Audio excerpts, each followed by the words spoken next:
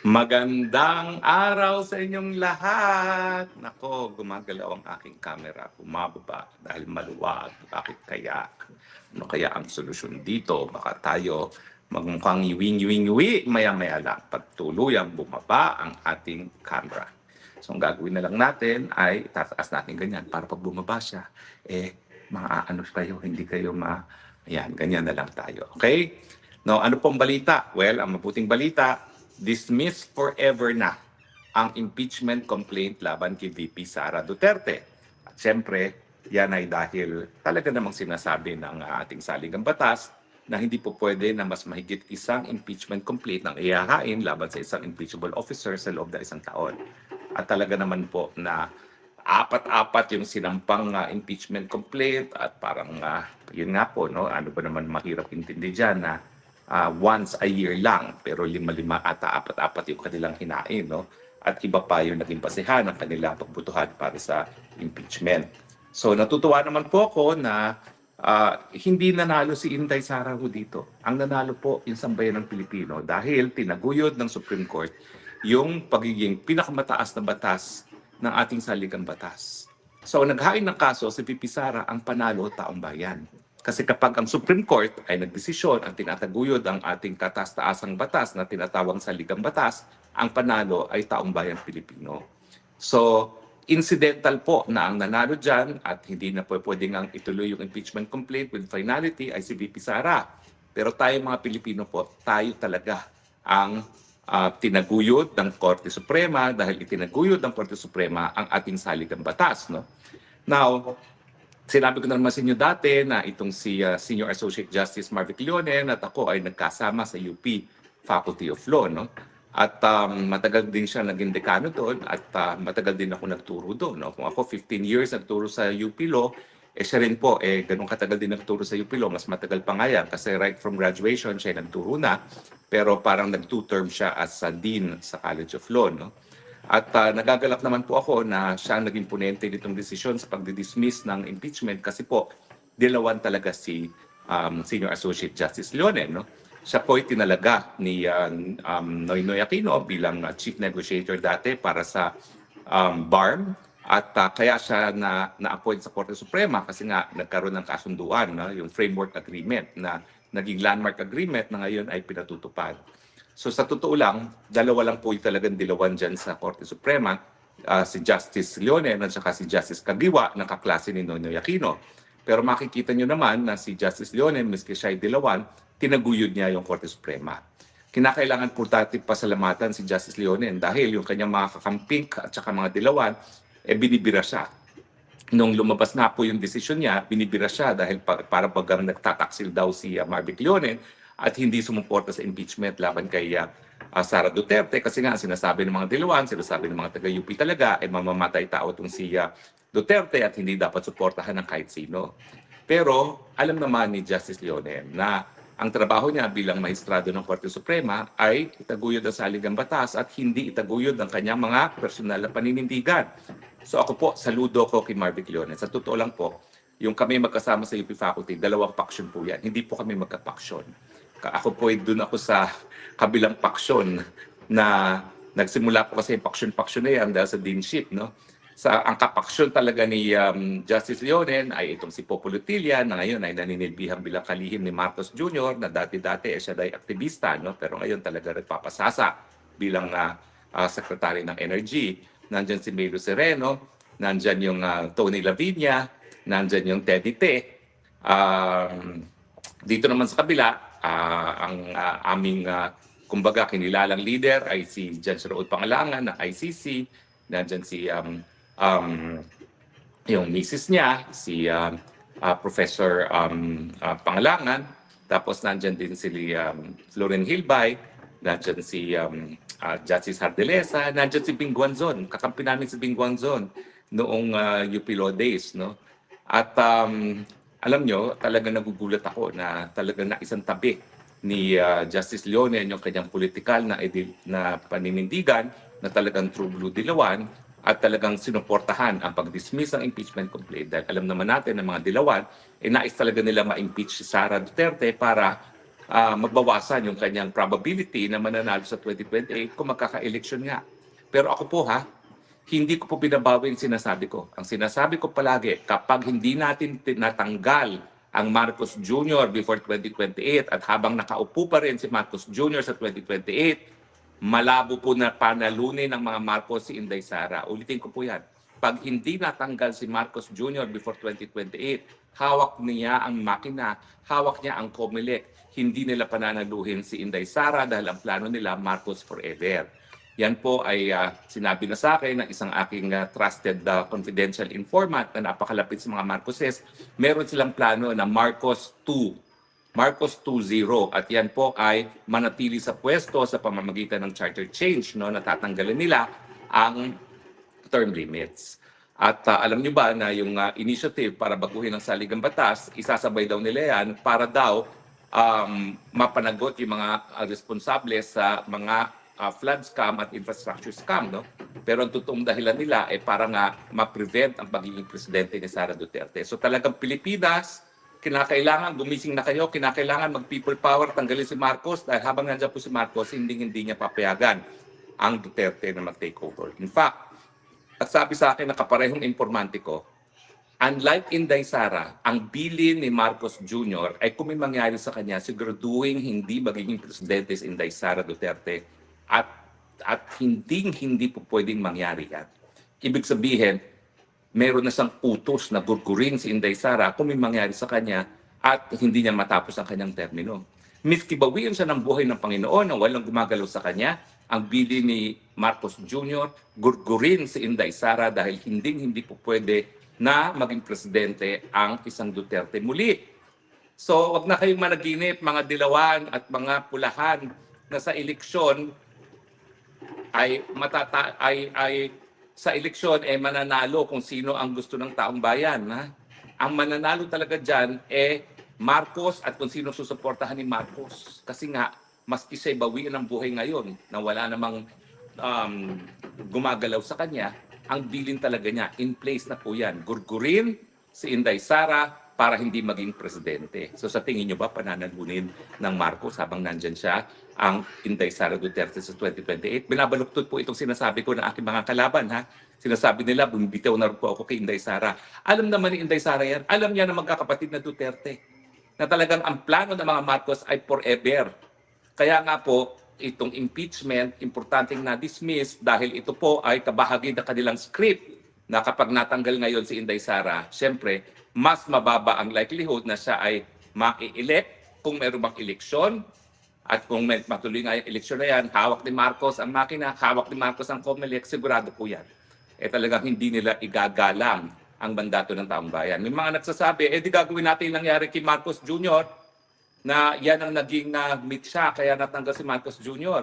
Sa akin naman, bakit pa aantayin na magkaroon ng isang eleksyon na talagang hindi susundin ang mandato ng taong bayan? Ngayon naman, may pagkakataon na tayo dahil talaga namang ayon sa saligang batas ang people power. Ang pinagbabawal ay yung madugong pamamaraan para matanggal ang isang nakaupo sa pwesto. Pero ang mapayapang mga pamamaraan, yan po yung kinikilala ng ating saligang batas kasi kabahagi yan ng ating kasaysayan. At yan nga ang dahilan kung bakit meron tayong Freedom Constitution na 1987 Constitution na itinaguyod ngayon ng ating Korte Suprema. So, importante po yan. Kaya nga lang, bagamat lumabas na po yung desisyon na permanenteng dismiss na ang impeachment at dahil dito, malungkot si Tito Sen na hindi na niya po pwedeng forthwith talakayin ng impeachment dahil ayan na ay desisyon. Naalala nyo, yung mga Tito Soto, mga Ping Lacson, sinasabi nila na tutol sila sa archiving ng impeachment ni Inday Sara kasi wala pang desisyon sa motion for reconsideration. Ayan, may desisyon na po. Siguro naman, wala na silang kaduda-duda na patay na ang impeachment complaint kay Inday Sara Duterte. Ang masamang balita, pagdating ng February 6 po, pwede na naman sila magsampa ng panibagong impeachment complaint. At sa tingin ko po, walang kaduda-duda na sa Kamara de Representante, gagabitin na naman nila yung pera nating mga taong bayan para bilhin ang boto para ma-impeach na naman si Inday Sara Duterte. At alam naman natin na hindi naman kinakailangan ng absolute majority dyan. No? Kakaunti lang, po pwede na talagang ma-impeach ang Inday Sara Duterte. Ang issue na lang dyan, talagang ang mga senador ba ay talagang maninindigan o sila ba ay magpapatakot? Kasi alam nyo, yung kaso na sinampan nila kay Revilla, yung kaso na isasampan nila kay Villanueva, kaso na isasampan nila kay Chisa Escudero, yan sa tingin ko ay para takutin ng mga senador na kapag hindi kayo sumuporta dito sa Malacanang sa kagustuhan nilang mapatanggal sa pwesto si BP Sara, kayo'y tatanggalin din at ipakukulong. In other words, yung kaso kay Revilla, kaso sa mga ibang senador, yan ay talagang, kumbaga, blackmail ng Malacanang na pag hindi kayo sumuporta sa kagustuhan namin na mapatanggal sa Inday Sara, kayong makakasuhan. At syempre, importante sa kanila na mapatanggal sa Inday Sara dahil ang pangako ka ni Ombudsman Remulla, pakukulong niya sa Inday Sara Duterte. At sang-ayon sa ating saligang batas na walang kaduda-duda na itataguyod muli ng Korte Suprema, hindi po pwedeng kasuhan ng kasong kriminal na may parusang pagtatanggal sa pwesto ang isang impeachable officer hanggang hindi siya natatanggal sa pwesto. Kaya importante sa script ng mga Marcoses na matanggal si Inday Sara Duterte sa isang impeachment trial para sa ganon, siya ay mapakulong na, magkaroon ng disqualification from office at hindi makatakbo para presidente. Kaya kinakailangan meron din tayong plan B. At ang plan B naman, kapag sila ay nagtagumpay, nandiyan naman yung either baste or pulong. No? Pero sa tingin ko, ang kabataan, masusuportahan si Baste kasi idol ng kabataan si Baste. So yan lang akala nila. Pag akala nila, na-disqualify nila si Inday Sara, napakulong nila, akala nila tapos na ang Duterte, hindi. Nandyan pa ang Baste, nandyan pa ang pulong. At kung sino man, ang susuportahan ng mga Duterte. Sigurado po ako, kahit sino yan, kahit hindi kakilala ng taong bayan, kapag pinatanggal nila si Sara Duterte at pinakulong gaya ng pagkapakulong kay Tatay Digong, ay naku po, kahit sinong suportahan ng Duterte, yan ang mananalo sa eleksyon. Assuming, talagang kikilalanin ng mga Marcoses ang resulta ng eleksyon. Pero yun nga po, dahil ang gusto nila ay Marcos forever, mukhang hindi nila kikilalanin kahit sinong manalo na hindi Marcos mismo or na-endurso ng mga Marcoses. Maiba naman po tayo, no? Ayan na po. Dahil doon sa pag-iinsulto ni Tariela sa pagkatao ng presidente ng China, si President Xi, nagkaroon na po ng talagang sigawan sa panig ng mga senador ng mga Pilipino at ng Chinese Foreign Ministry. Alam po, nalulungkot po ako dito kasi wala namang kwalipikado dyan sa Senado na para makipagbalitaktakan sa larangan ng foreign relations at international law. Karamihan naman na nagsasalita dyan, walang alam sa international law. Kaya nga, dakdak sila ng dakdak, palayasin ng mga Chino, hayaan mo silang umalis, isarado ang kanilang embahada na hindi nila alam kung bakit sa larangan ng international law, anong importansya ng pagkakaroon ng isang embahada. Nagsalita na po ang mga Chino, hindi sila papayag na ang isang kasama nila ay mapaalis dahil na-deklarang persona non grata dahil aalis silang lahat at isasarado ang embahada. Pero sa larangan ng international law, ano bang importansya ng pagkakaroon ng embahada? Ano importansya na meron tayong ambassador na galing sa isang bansa na nagpadala sa kanya, no, sa ating republika?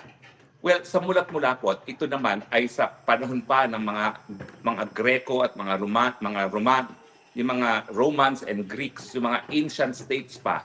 Ang pagtatayo ng embahada ay isang mensahe na handa na ang isang bansa na magkaroon ng mabuting relasyon doon sa bansa na pinadadalhan nila ng sugo.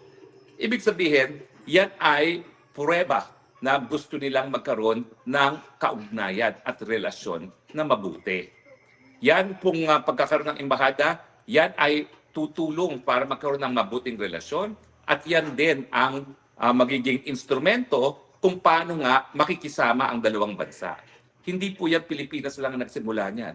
Mga ancient Greeks pa at mga Roman states, ganyan na po talaga ang purpose ng embahada.